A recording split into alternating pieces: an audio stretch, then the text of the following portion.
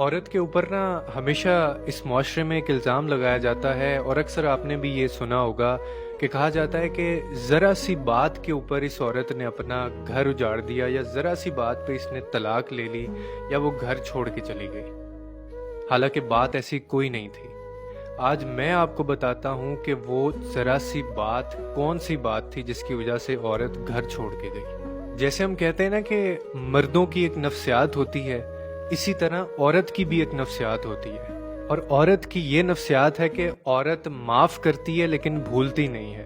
उसका मर्द फिर वही गलती करता है, वो फिर माफ़ करती है लेकिन भूलती नहीं है। वो फिर माफ़ कर देती है लेकिन भूलती नहीं है। अब इसमें एक चीज़ जो कॉमन है कि वो भूलती नहीं है, और हम इस चीज़ को टेक फॉर ग्रांटेड ले रहे होते हैं कि अगर उसने आगे से हमें माफ़ कर दिया है तो इसका मतलब है कि हम वो गलती दोबारा कर सकते हैं। हालांकि वो पुरानी गलती भूली नहीं होती, क्योंकि उसकी नफ्सियात है, माफ़ करेगी भूलेगी नहीं, माफ़ करेगी भूलेगी नहीं।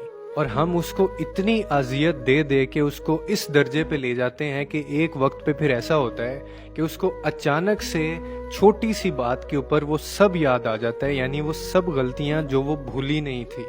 और फिर वो वक्त होता है कि वो उस वक्त फैसला लेती है, वो घर उजाड़ देती है, घर छोड़ के चली जाती है, या फिर कोई ऐसा कदम उठाती है जो सारी जिंदगी उसको भुगतना पड़ता है। और ये एकदम से शुरू नहीं होता।